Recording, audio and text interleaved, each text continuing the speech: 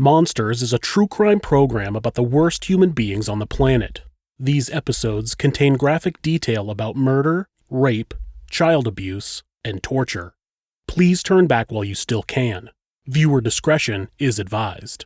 If you'd like to support the show, you can go to our website, thisismonsters.com/support. There you can find ways to support this show, as well as see a list of charities that help victims of violence.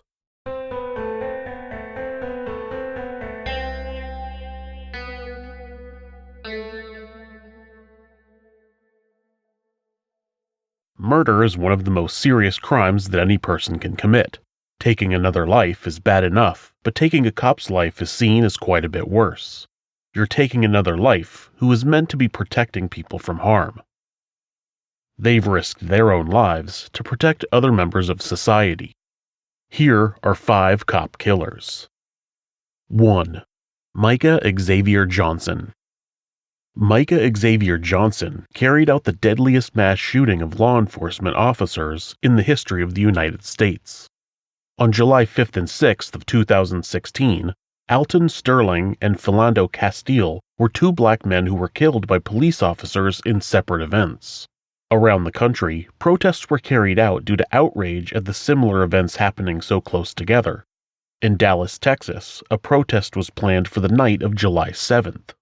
Johnson had no criminal record and had received an honorable discharge from the Army Reserves, though he did get into some trouble while serving in Afghanistan.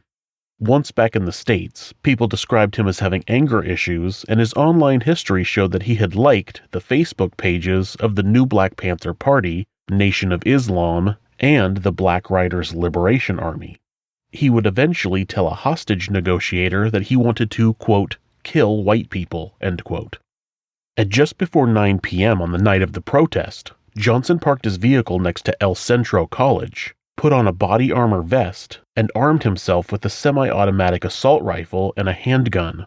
He walked to the end of the block where police were blocking traffic and opened fire. Dallas police officer Michael Krall, Senior Corporal Lauren Ahearns, and Officer Patrick Zamaripa were killed, and 3 other officers and 2 civilians were injured.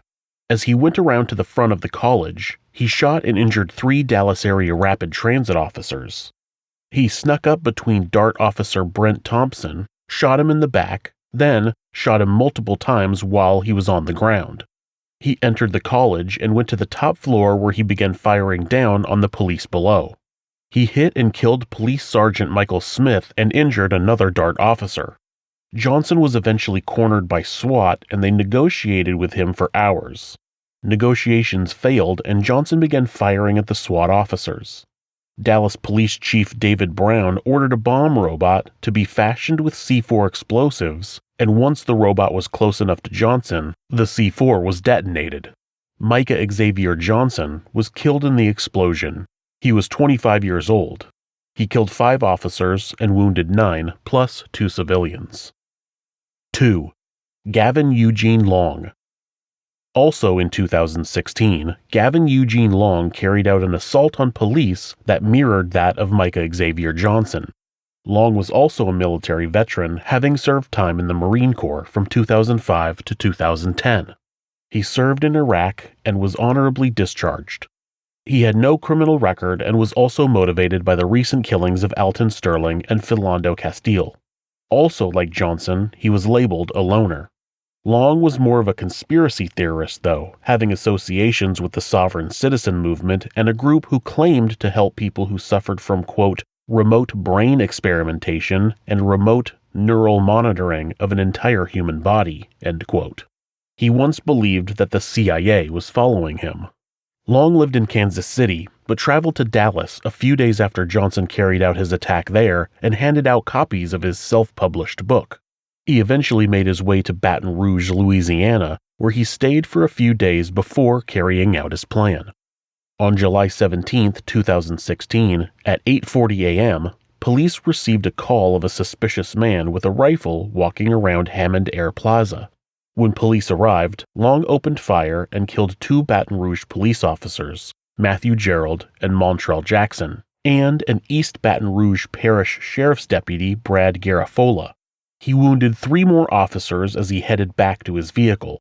A firefight took place between Long and more officers who were taking cover behind their patrol vehicles, and eventually the SWAT team arrived. At 8:48 a.m., a SWAT sniper shot and killed Gavin Eugene Long. It was his 29th birthday. Police used a robot to check Long's body for explosives, but found none. He killed 3 officers and wounded 3 more. 3.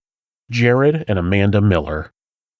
In the 2008 film The Dark Knight, Bruce Wayne's butler, Alfred, says about the Joker, quote, "Some men just want to watch the world burn," end quote. Jerad and Amanda Miller, who were known to regularly dress up as villains the Joker and Harley Quinn, seemed to emulate that statement. On social media posts, Jerad Miller regularly expressed his hatred of the police. He claimed that government was oppressive and likened them to Nazism. The couple supported the actions of Eric Harris and Dylan Klebold, the Columbine High School shooters. They were even present at the Bundy standoff when Clive Bundy refused to vacate public land in April of 2014. Jerad Miller was interviewed during the standoff and said, quote, "I feel sorry for any federal agents that want to come in here and try to push us around or anything like that," end quote. In February of 2014, Jerad Miller threatened the Department of Motor Vehicles that he would start killing anyone who tried to arrest him for having a suspended license. On June 8, 2014, the couple walked into a pizza restaurant where 2 police officers, Igor Saldo and Alan Beck, were eating. Jerad Miller shot both of the officers in the head first before they both opened fire. They then placed a Gadsden flag and a swastika on the bodies, then pinned a note to Beck's body that read, quote, "This is the beginning of the revolution," end quote. The couple then fled to a nearby Walmart where Jerad fired a shot in the air and yelled at everyone to leave. A man named Joseph Wilcox drew his own handgun and confronted Jerad, not realizing that Amanda was also armed. She shot and killed him. When police arrived, they exchanged fire with the assailants, injuring Amanda. The pair moved to the back of the store and attempted to barricade themselves, but police managed to hit and kill Jerad. Amanda then shot herself in the head, killing herself. When the Millers' apartment was searched, authorities discovered papers that had plans to take over a courthouse and execute public officials. They killed 2 officers and 1 civilian. 4. David Bieber. David Bieber, no relation to Justin, seemed to have a habit of panicking when he would get into trouble.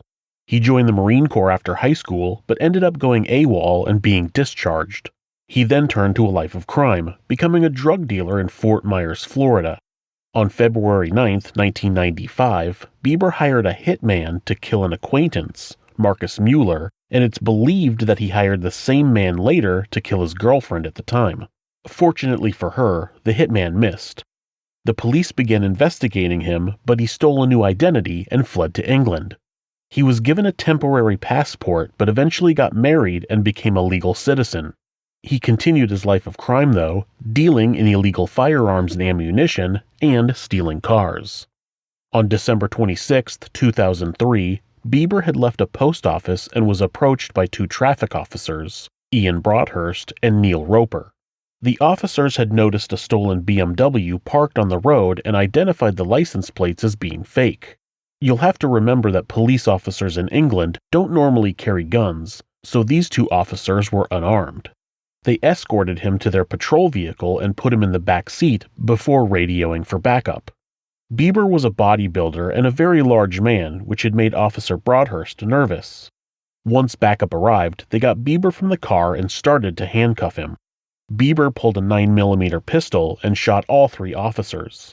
Ian Broadhurst was shot in the back and fell to the ground as the other 2 officers fled.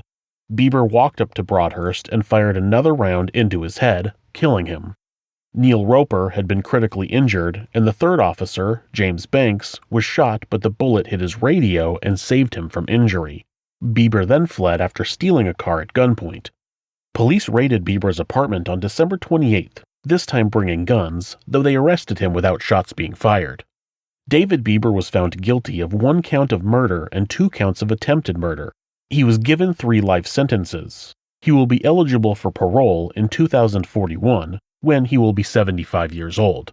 If he is released, he will be extradited to Florida to stand trial for the murder of Marcus Mueller.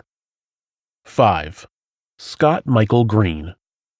2016 was not a good year for police in the United States. The National Law Enforcement Officers Memorial Fund reported 50 officers being the victim of homicide and an increase in, quote, ambush killings, end quote. Scott Michael Greene added to that statistic when he felt he had nothing left to lose. Greene had trouble maintaining a job and was unemployed at the time of the shootings. He lived at his mother's house with one of his daughters. He had had multiple interactions with police which became violent. He was charged with harassment after threatening to kill a man and using racial slurs against him. That resulted in a restraining order, probation, and he was required to get psychiatric treatment. Reports say that he complied with the terms of his probation and had received medication. Just a few weeks before the shooting, Greene was removed from a high school football game where he confronted black students with a Confederate flag. During the national anthem, some students chose to sit as an act of protest, and Greene attempted to incite a confrontation. He recorded the incident and posted it on social media, also claiming that his constitutional rights were being violated when he was asked to leave. He claimed he was angry with people, especially blacks, sitting during the national anthem. He was eventually escorted off of the school property. One of the African American students' parents reported that Greene was stalking them a week later. Around that same time, police were called to the apartment that Greene lived in due to a domestic dispute between him and his mother. The incident resulted in his mother successfully obtaining a restraining order against Greene and ordered him to move out. He was not allowed contact with his own mother for a year, and he was ordered to pay her $10,000. The day before the shootings, he was kicked out of his home and had nothing left to lose. On November 2, 2016, at about 1 o'clock in the morning, Greene approached an Urbandale police vehicle and shot Officer Justin Martin multiple times, killing him. He then pulled his truck up next to a second police vehicle and shot Sergeant Anthony Baminio multiple times. He then fled the scene. The ATF recovered Greene's vehicle in a remote wooded area, and a search dog located the high-powered rifle used in the assault.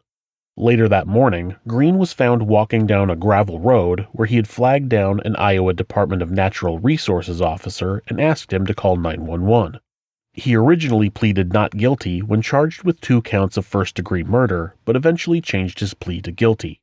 Scott Michael Greene was handed 2 consecutive life sentences without the possibility of parole. He will die in prison. He killed 2 police officers. If you like this video, please hit subscribe, click like, or leave me a comment. If you'd like to support the show, you can find ways at thisismonsters.com/support. You can also look in the video description for links on how to do that. Thank you again for your support.